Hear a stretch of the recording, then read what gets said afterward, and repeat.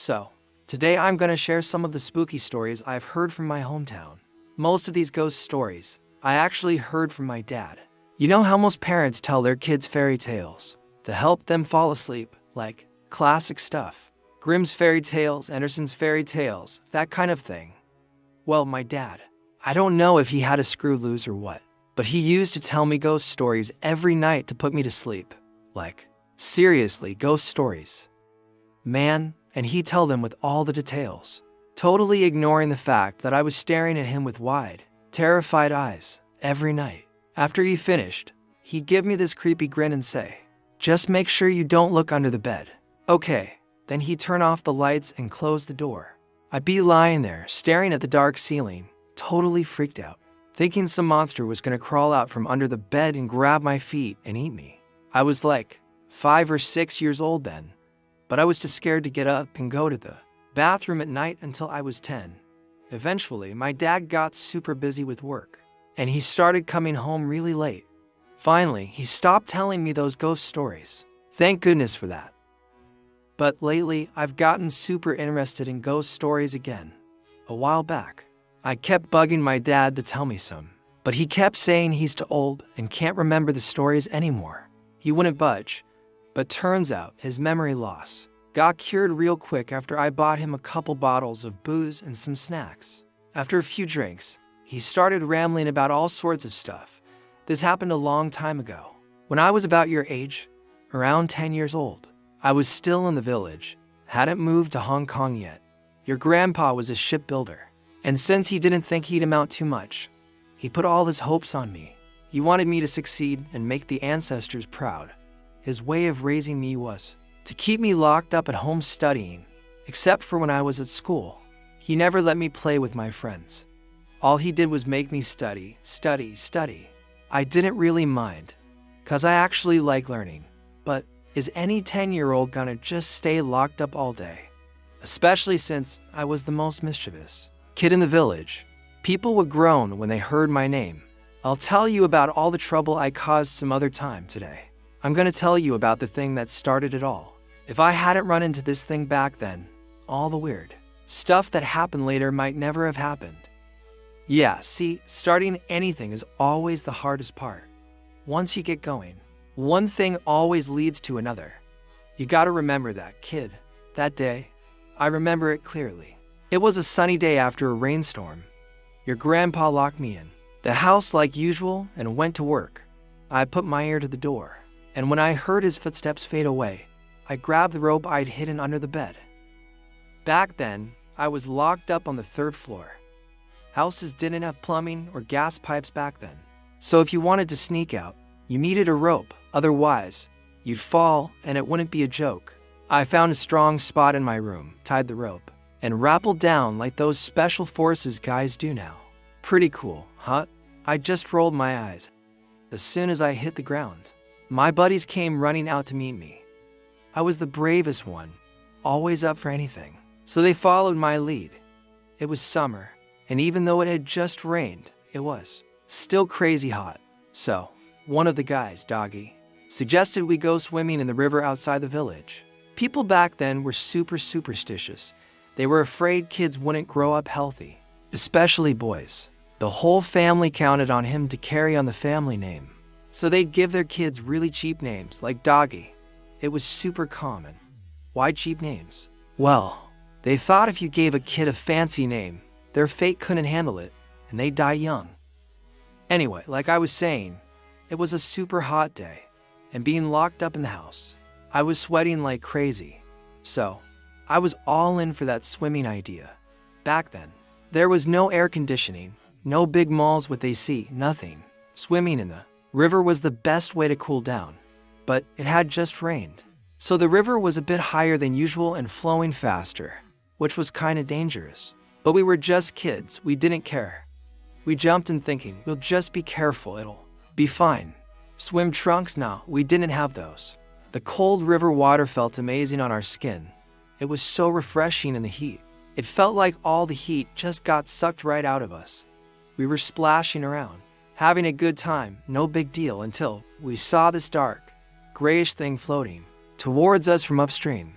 It was bumping around in the water, then got stuck between two rocks on the shore. At first, we didn't know what it was.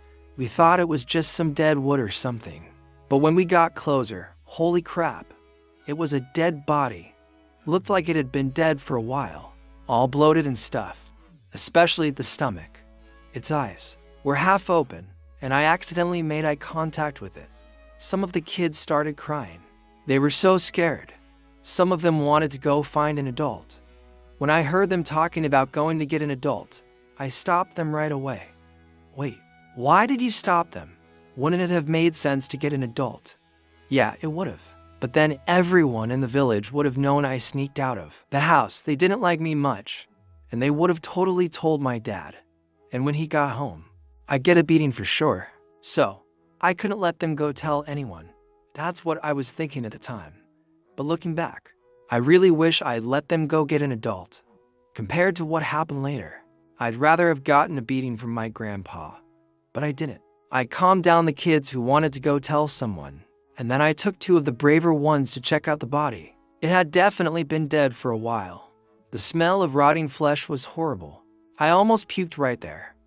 I didn't know what to do with a dead body, and I was too scared to touch it, so I figured we'd just leave it there. Someone would find it eventually, since it was in the river.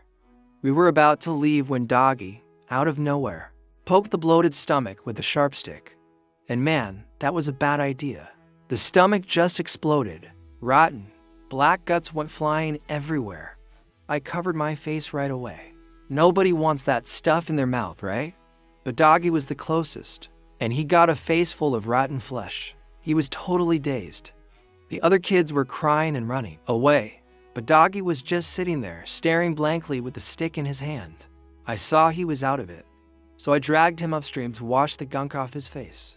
Even though it smelled awful, but as soon as we were done, Doggy just went crazy, shoved me away, and ran back to the village without his pants on. But then, I saw some people coming from not too far away. They must have heard us yelling and crying. I knew I was in trouble, so I grabbed my pants and ran off. I sprinted back towards the village and just barged into this empty house that had been abandoned for ages. As soon as I closed the door, I saw a bunch of people running towards the river. The kids must have told the adults. I was scared they'd find out I snuck out, so I hid in the house until everyone was gone. But when I tried to open the door, it was like it was glued shut. No matter how hard I pulled, it wouldn't budge. That's when I realized I'd walked into a really bad place. This used to be the home of Linsan, a small merchant in the village, but he went bankrupt a few years ago, and the whole family hung themselves right here, looking at the beams where the bodies used to hang. I got chills.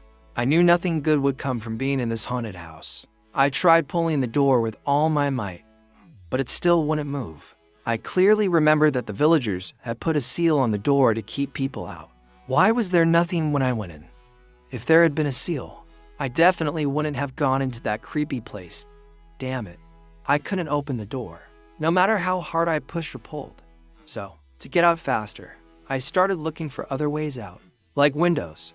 But when I passed the stairs to the second floor, I saw a shadow under the stairs. Who would live in a place like this? I didn't think anyone would be that brave, at least not in our village. They say, if you don't bother me, I won't bother you. I was gonna pretend I didn't see anything and head for the window. But then the shadow suddenly jumped out from under the stairs. I jumped back, totally freaked out. I didn't think I'd see a ghost in broad daylight. My legs were like jelly. I couldn't move. The shadow tackled me to the ground. I thought I was done for. But when I looked closer, it was Doggy. He was yelling and trying to choke me. But I was bigger and stronger, so I got out of his grip pretty easily.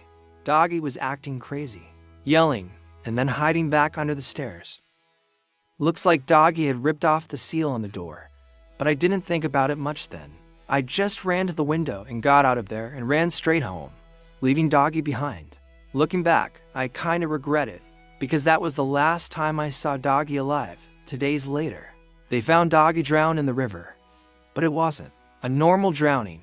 He was standing upright at the bottom of the river, his feet deep in the mud, It looked like someone had grabbed him and dragged him down. If I had taken Doggy with me, maybe he wouldn't have died. My dad lowered his head, looking kinda guilty. And how they dealt with the body and what happened in the river, that's another story.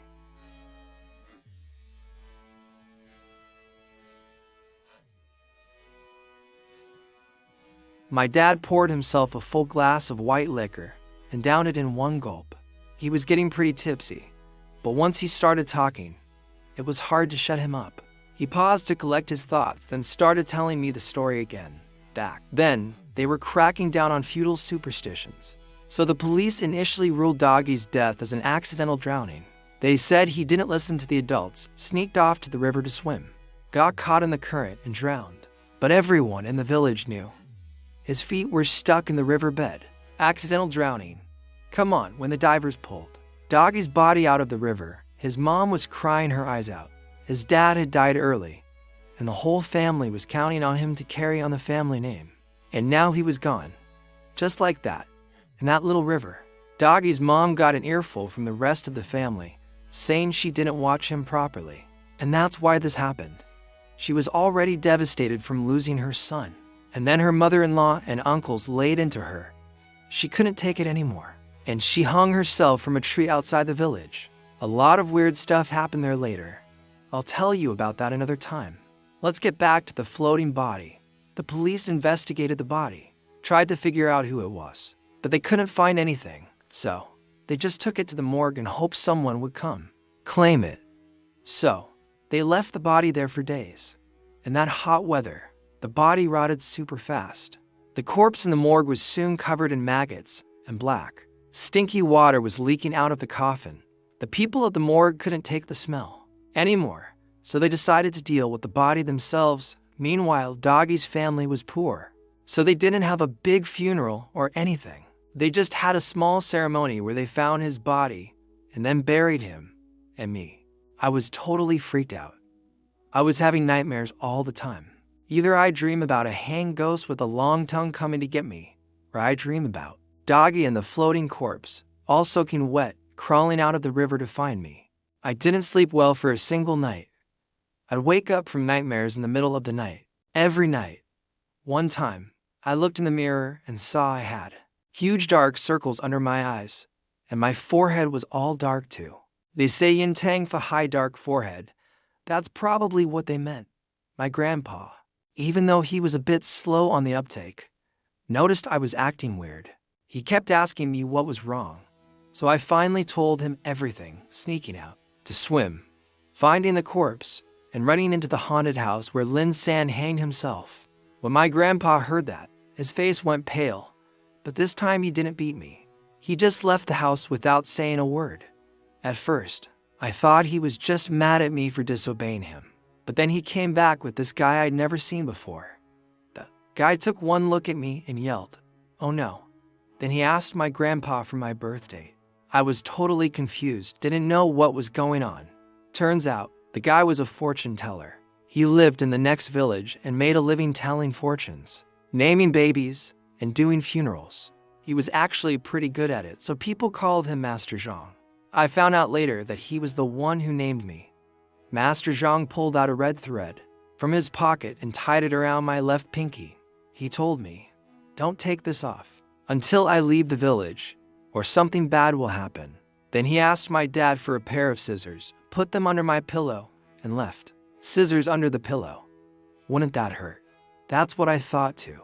But after he put them there, I stopped having nightmares. Later, Master Zhang told me that scissors have a warding off evil effect, and the red thread was to keep my soul and spirit in place. That's kinda crazy, right? I asked my grandpa about Master Zhang, and he told me that he was hired by the morgue to come to our village because something had happened to the floating corpse. The people at the morgue couldn't handle it, so they asked Master Zhang to help. At first, I was kinda skeptical, cause I thought all those fortune tellers were just trying to scam people with their words. But that night, I didn't have any nightmares.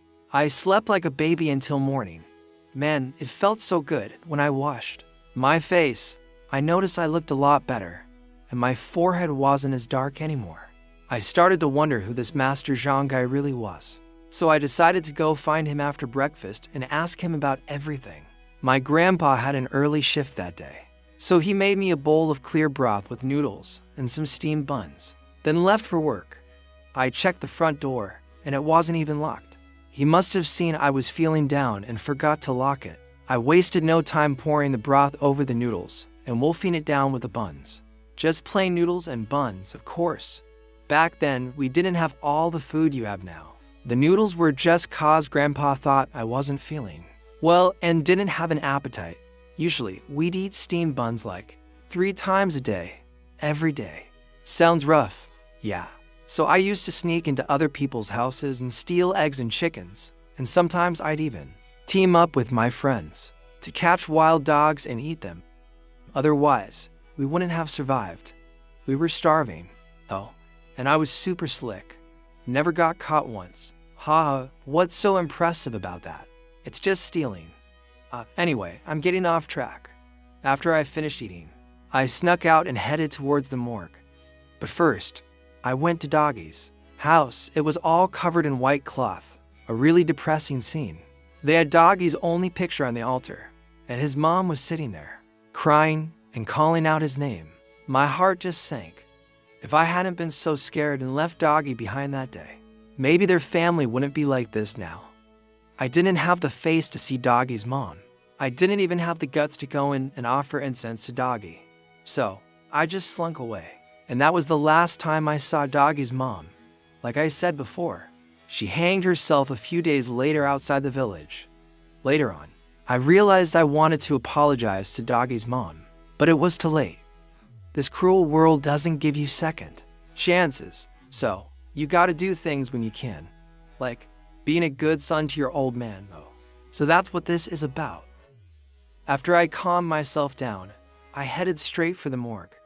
Master Zhang was already there, busy preparing for the ritual. He saw me and stopped for a second, then asked what I was doing there. I told him the truth. I wanted to know what he did for a living, basically just curious. Master Zhang smiled and said I could watch, but if he told me to leave, I had to go right away. I agreed without thinking. While Master Zhang was busy, I chatted with the old guy who worked at the morgue. He told me that ever since the body came, weird things had been happening. The old guy lived in a small house next to the morgue. His job was to watch over the bodies until they were buried. He'd check on them every morning and night to make sure no wild dogs got in and mess with them. The first night the floating body was there, the old guy went to check on it like usual. But when he stepped through the door, he stepped into water, like ankle-deep water. He thought that was strange, 'cause the morgue was on a hill. Where did all that water come from? He held up his lantern and saw black water overflowing from the dead body's coffin. The old guy knew right away he was seeing a ghost. But at his age, he'd seen a lot of death, and he'd worked with dead bodies for a long time. Seen all sorts of strange things. Usually, the spirits of the dead didn't hurt people like him. After all, he was taking care of their bodies. That was a good deed, and they had no reason to hurt him. The old guy lowered his head and mumbled some sutras to calm the spirit, and then the black water stopped overflowing from the coffin. The water on the ground vanished without a trace, and even his pants weren't wet. The old guy was telling me this all casually, but I was sweating bullets. If that had happened to me, I'd have freaked out. The old guy lit a cigarette and started puffing away. Besides seeing things, he'd even hear whispers in his ear when he was sleeping at home. So cold, so dark, so scary. That's what he kept hearing over and over. He tried to ignore it, but the voice wouldn't stop. Finally, he couldn't take it anymore. He grabbed a yellow talisman he'd gotten from a Taoist priest who knew some magic and stuck it on the coffin. The voice stopped right away, and he could sleep in peace. The talisman was still stuck on the coffin with some stuff written in red ink that I couldn't read, but it definitely worked. Usually, the old guy wouldn't use talismans on the dead, 'cause they can hurt the spirits. He only used it 'cause this one was really bothering him. After the hallucinations and whispers stopped, they thought everything was over. But then, when they tried to move the coffin for burial, more weird stuff happened. Normally, two guys could carry a coffin, but on the day of the burial, It was like the coffin was filled with lead, for strong guys couldn't even lift it. The old guy knew this was beyond his control. He told the villagers, but they reported it to the higher-ups, and they got yelled at for being superstitious. They were told to stop being paranoid and just get rid of the body. When he heard that, he got pissed. Like, what the hell we got for strong guys here? And we still can't lift the thing. How is that my fault? The old guy realized they weren't listening to reason, so he went straight to the next village to find Master Zhang. When Master Zhang heard the old guy's story, he knew this wasn't just an accidental drowning. With all the weird stuff happening, it was probably a murder, and the body was dumped in the river. That's why the spirit was so angry. Master Zhang packed up his tools and went to our village with the old guy. Master Zhang lit candles in the four corners of the room and used red thread to surround the coffin. Then he took the yellow talisman off the coffin. The moment the talisman left the coffin, I felt the red thread on my pinky tighten up, and Master Zhang suddenly looked at me with a serious face and told me to leave the morgue right away. I didn't dare argue. I just ran out. Outside the morgue, in the sunlight, I watched from a distance as Master Zhang opened the coffin. A wave of black, stinky water poured out and put out the candles. Master Zhang put a wooden tablet into the coffin and then nailed it shut. After that, they were able to lift the coffin. Master Zhang told the guys carrying the coffin that the body couldn't be buried. It had to be burned, or it might turn into a monster and hurt people. The two guys nodded like crazy. A few days later, some busybodies went upstream along the river and found that a man had been murdered in his home. The killer was caught later. The man had been drowned by the river and buried there, but the recent rain had washed the body away just when I thought everything was settled. Something else happened at Doggy's house.